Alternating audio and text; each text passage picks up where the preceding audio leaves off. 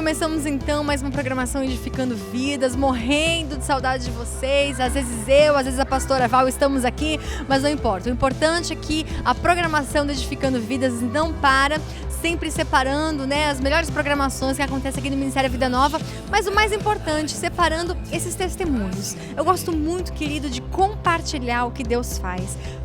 Falar, pregar, anunciar, porque é exatamente isso que a palavra manda nós fazermos. Hoje nesse programa estaremos aqui com o pastor Daniel de Souza, frutos do Espírito. Isso te lembra alguma coisa? Nenhuma arma forjada contra mim. Ah, te lembra, né? Porque olha, bons tempos, viu? Mas falando nisso, bons tempos, olha, querido, é sobre isso que nós vamos falar. Será que esses tempos já passaram? Será que são tempos atuais? A adoração não é para ser algo passado. A adoração deve ser algo constante em nossa vida. Muitas vezes nós deixamos algum fogo apagar, deixamos a chama diminuir, mas eu quero que você reacenda essa chama hoje, traga essa adoração, essa chama acesa para a sua vida. Então fique aí, pastor Daniel de Souza, fruto do Espírito, ministrou aqui no Centro Familiar Vida Nova em Cubatão. Foi uma grande bênção, não sai daí.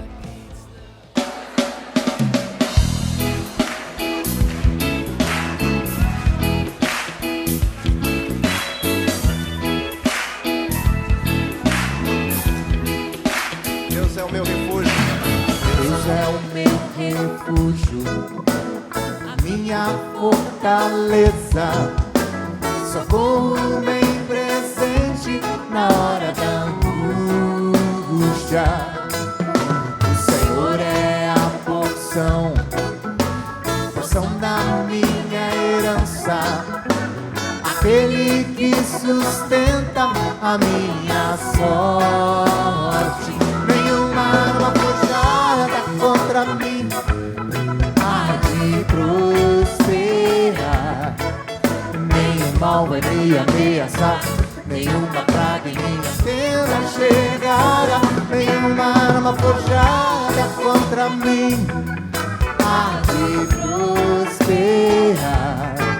Estou firmado na rocha que nunca se abalará.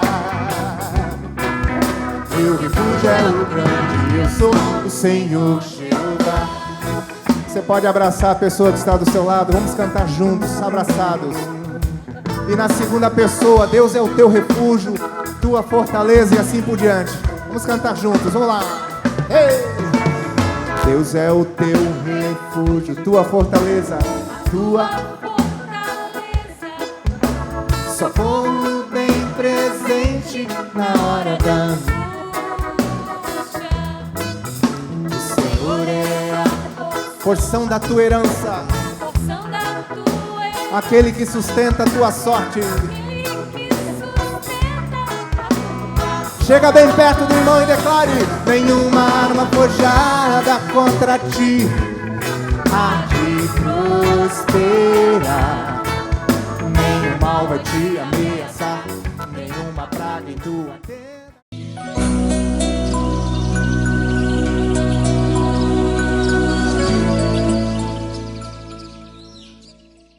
Bem, queridos, então começando aqui nosso quadro de testemunhos. Olha, hoje a honra, né, o prazer de estar aqui com o pastor Daniel. Paz, pastor, Deus abençoe o senhor, seu ministério, que culto maravilhoso, palavra fantástica.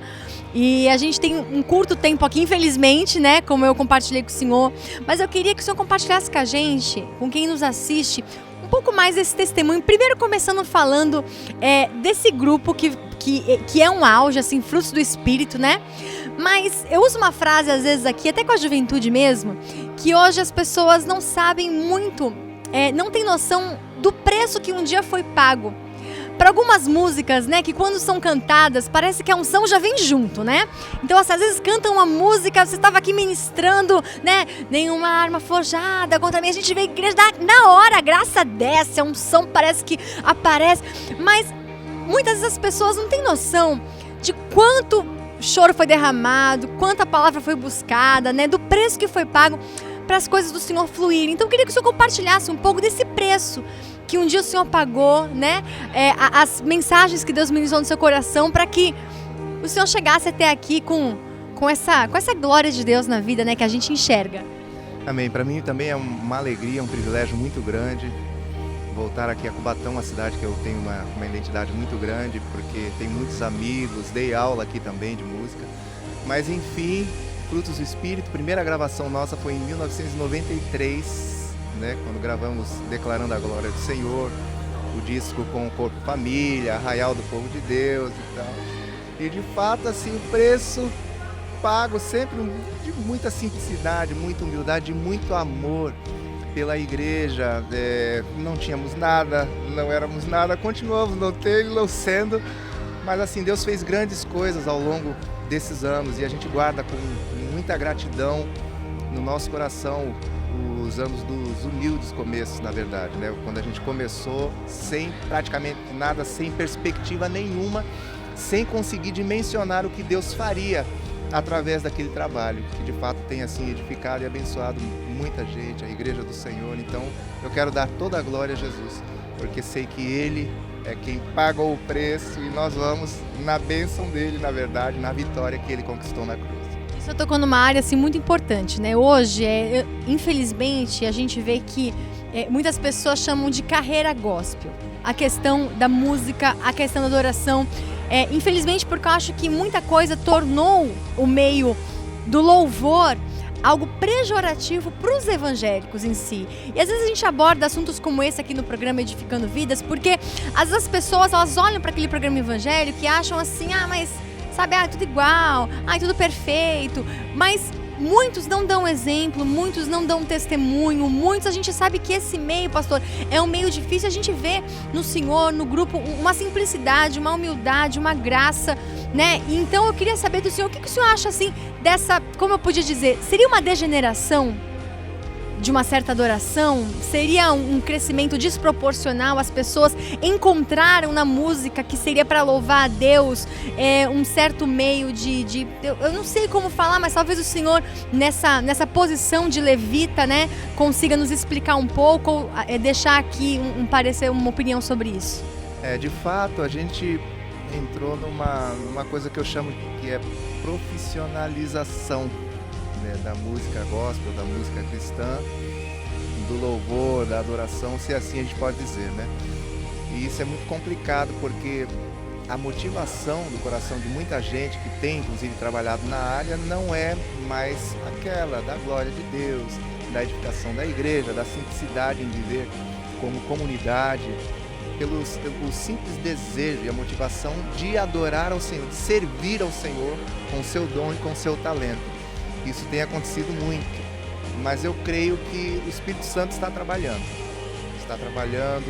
aqueles que pertencem ao Senhor, aqueles que têm de fato um chamado e são fiéis ao chamado de Deus, com certeza o Senhor vai honrar, o Senhor vai sustentar. Quero citar inclusive Azaf Borba, Ademar de Campos. Eu estou falando de gente que tem 35 anos de ministério, então como pode um ministério se estender por tanto tempo assim, sendo bênção para a vida da igreja, sendo exemplos inclusive para nós mesmos, né? Então a gente está olhando para Jesus, olhando para esses referenciais e tentando guardar o coração. E contamos com as orações de vocês também, para que o Senhor nos proteja e a gente continue com essa motivação de adorar a Deus e de edificar a sua igreja. Jesus voltará. As Escrituras afirmam, Mateus 24, verso 30, que aparecerá no céu o sinal do Filho do Homem. Todos os povos da terra se lamentarão e verão o Filho do Homem vindo sobre as nuvens do céu, com poder e muita glória. Esse texto é um texto incrível, que traz um impacto muito grande no meu coração. Temos meditado sobre estas coisas, revisado, reciclado, reavaliado conceitos que tínhamos anteriormente, porque as Escrituras são muito simples, muito claras. Jesus disse que aparecerá no céu o sinal do Filho do Homem. Na raiz da palavra significa que a luz se espalhará sobre todo o firmamento. Todos os povos da terra se lamentarão. A raiz dessa palavra fala de golpear, de bater com força. É o mesmo lamento que se faz por um morto. Eu não sei quantos de vocês já tiveram a experiência de perder um ente querido. Eu tive. Perdi meu pai. E sempre quando falo sobre isso, me lembro que era uma curiosidade que eu tinha desde criança. A gente crescendo na igreja, né, vendo, de vez em quando o irmão era promovido na igreja. Você sabe o que eu estou querendo dizer, né? Promovido para a glória. Até hoje eu me lembro, o primeiro enterro que eu vi, o primeiro velório que eu vi. Eu tenho 1,94 m de altura. Naquela época eu era tão baixinho, tão pequenininho, que o caixão do irmão estava na mesa e eu ficava na altura, empatado, olhando aquilo ali. E você cresce vendo, vai, na verdade, se familiarizando com as coisas reais da vida e vendo que uns nascem, outros morrem. E eu cresci pensando, falei, como será a minha reação quando alguém próximo a mim partir? Em 2005, meu pai partiu. Fizemos uma viagem radical muito longe de carro, de São Vicente para Recife. E ministramos com os irmãos em um determinado lugar e saímos para alguns dias de férias. Nós chegamos na cidade de Maceió, colocamos o pé dentro do lugar onde iríamos nos hospedar. E eu recebi um telefonema. Eu brinco dizendo que foi um telefonema sem emoção. Porque um irmão ligou: Dani, tudo bem? Tudo bem, fulano? Liguei só para avisar que o pai partiu. Assim, rápido, sem emoção, falou, né? E Selma estava na minha frente, minha esposa estava na minha frente. E eu com o celular, falando, eu acho, pela fisionomia, né? Eu não sei o que eu deixei transparecer com o meu rosto. Ela: Dani, o que foi? O que aconteceu? Eu não consegui terminar a frase. Meu pai morreu. Caí num choro. Amava meu pai, estava em paz com meu pai. Meu pai, um servo de Jesus, alguém de Deus, mas o impacto da notícia, do acontecimento, da morte, da separação, uma emoção, um lamento que você não consegue administrar. Os anos se passam, a gente vai estudando essas coisas e vai lá na raiz da palavra lamentar. E o que Jesus está dizendo que vai acontecer com todos os povos da terra é a mesma coisa que acontece. O impacto que acontece com alguém que perde um ente querido. Não consegue administrar. Todos os povos da terra se lamentarão e verão o Filho do Homem vindo sobre as nuvens dos céus com poder e muita glória. Mateus 25:31 diz que Jesus virá, o Filho do Homem virá em sua glória com todos os seus anjos. Concorda plenamente com o capítulo 24, verso 31, que diz que ele enviará os seus anjos com grande clangor. Nós somos músicos, trabalhamos com som, com barulho e clangor. Paulo, Pedro, os apóstolos falam sobre alarido e voz de trombeta, barulho. Todos os anjos virão com ele. Clangor de trombeta.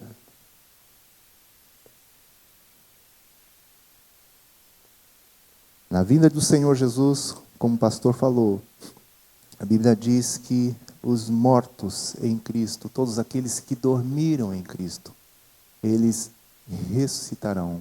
Capítulo 15 de 1 aos Coríntios, Paulo traz esse ensino sobre a ressurreição dos mortos. Diz que ao soar da trombeta, os mortos em Cristo ressuscitarão.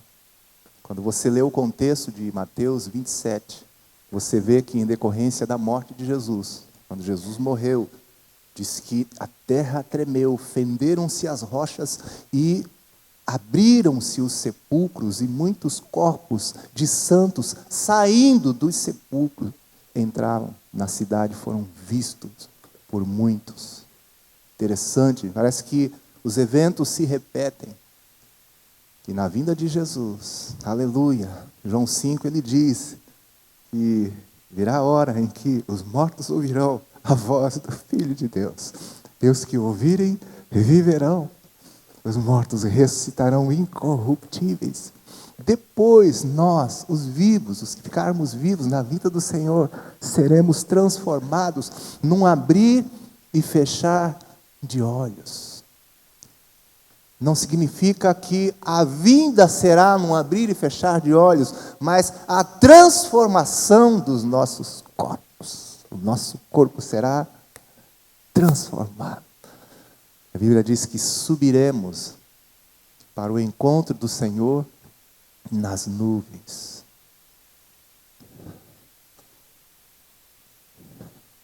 Os anjos vindo, os mortos ressuscitando, os vivos sendo transformados, a natureza sendo impactada, abalada.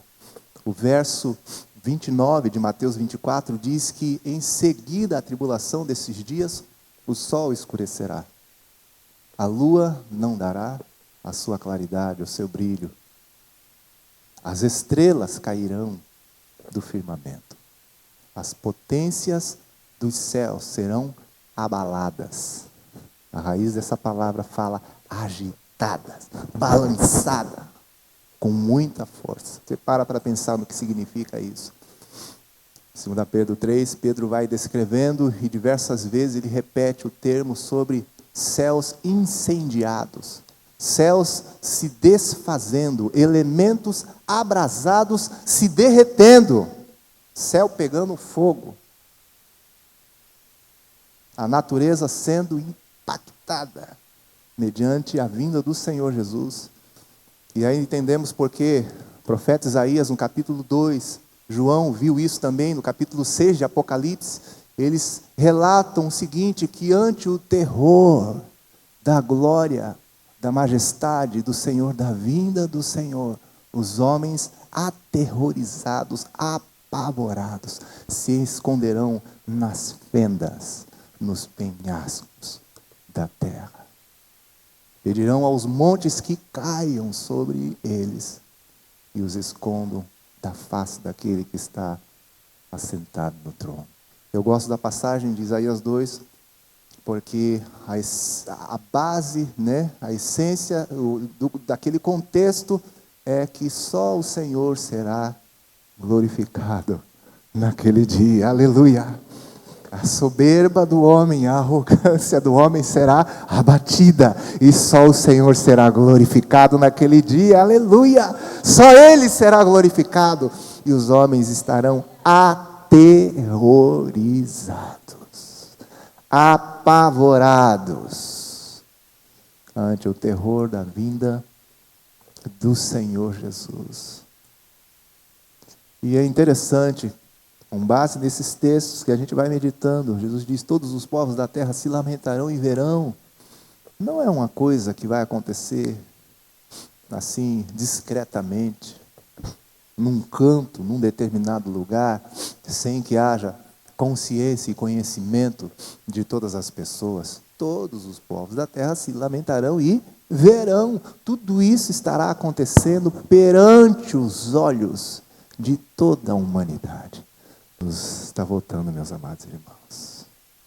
Não há nada mais importante. Esse é o tema da igreja. Talvez você diga que esta é a mensagem desses últimos dias. Já era para a igreja primitiva. Atos 1, verso 9, diz que Jesus deu as últimas instruções para os seus discípulos e começou a subir à vista deles. Diz que uma nuvem o encobriu e os anjos ao lado daqueles varões questionaram, dizendo, por que vocês estão olhando para cima, para as alturas? Porque esse Jesus que dentre vós foi assunto aos céus, virá da mesma forma com que o vistes subir.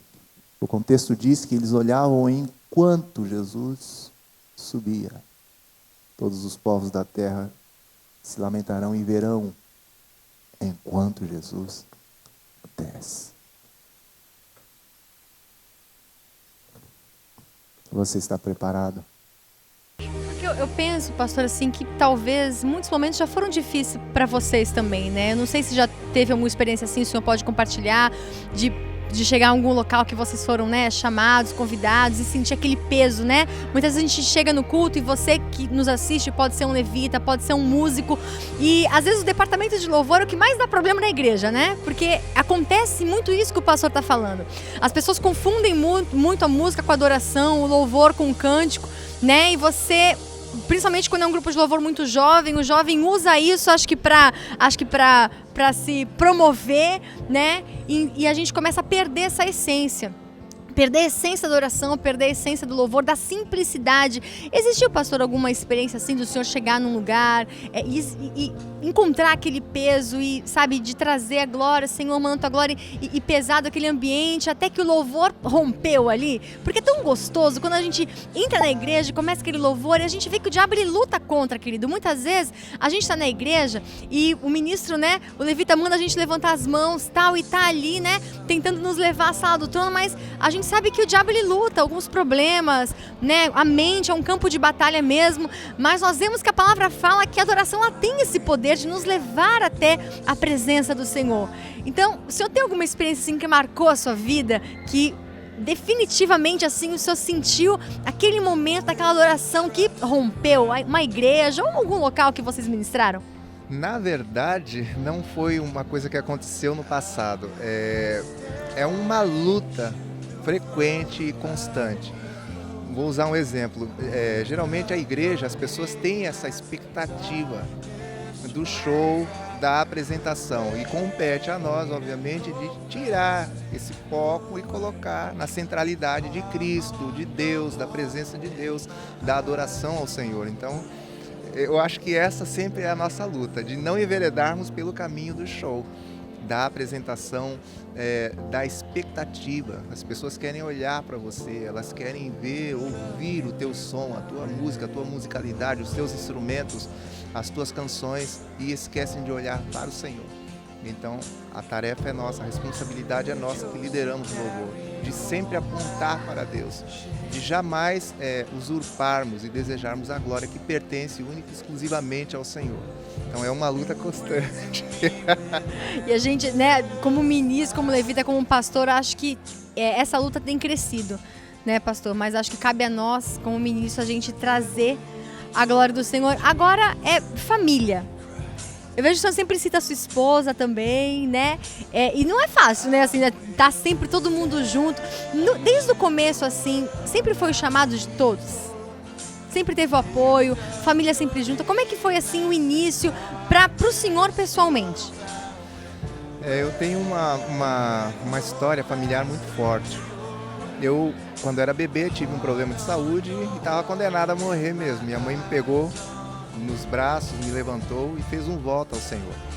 Ela disse que se Deus poupasse a minha vida, ela me entregaria na sua obra. Eu era novinho. E ela disse que com o passar dos dias eu fui melhorando, e aqui estou eu. Entregue na obra. Então, assim, minha mãe foi uma bênção para a minha vida, meu pai me deu instrumentos, me deu exemplo, me deu apoio, né? Eles, na verdade, me prepararam para isso. Aí me casei com o Selma, 24 anos atrás, que também veio assim da parte de Deus, do coração de Deus, como uma luva.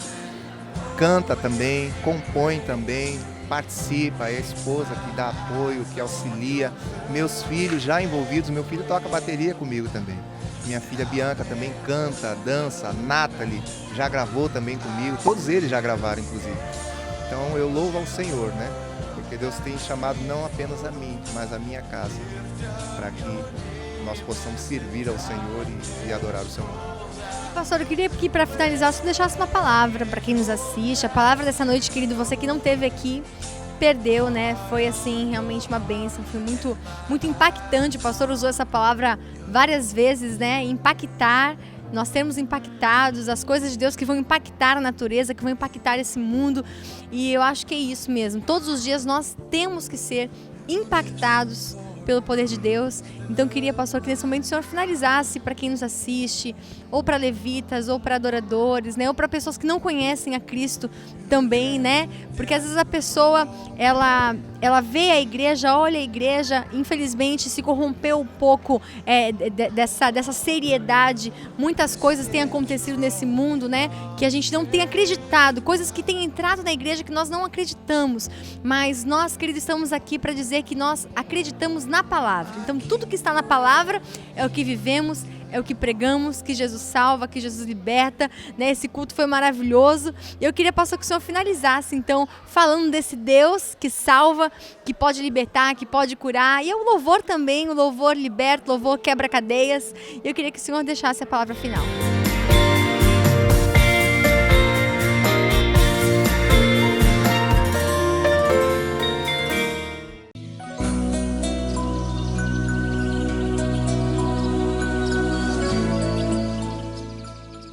A palavra que eu quero deixar é sobre Jesus. Jesus veio, viveu em santidade, realizou obras maravilhosas, morreu pelos nossos pecados, pelos pecados de toda a humanidade, mas ao terceiro dia ele ressuscitou dentre os mortos, foi exaltado. Hoje Jesus está assentado à direita do trono da majestade de Deus, do Deus Todo-Poderoso nos céus, mas Jesus voltará num dia e numa hora que ninguém sabe. A Bíblia diz que aparecerá no céu o sinal do Filho do Homem, de Jesus, e todos os povos da terra se lamentarão e verão Jesus vindo sobre as nuvens do céu com poder e muita glória. Então eu quero dizer para você, a minha palavra para você é: Jesus voltará.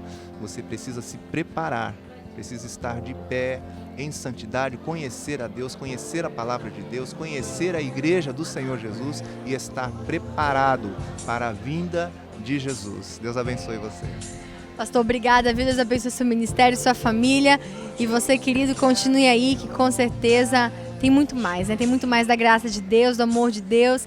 Deus abençoe sua casa, sua família. Você que é levita, você que é um adorador, saiba que você nasceu para usar esse dom, esse talento aí que você tem, para glorificar o nome de Cristo e nada mais do que isso. Deus abençoe. Porque dele, por ele, para ele são todas as coisas. Porque dele, por ele, para ele são todas as coisas. Declare comigo nessa noite. Porque dele, por ele, para ele são todas as coisas. Porque dele, por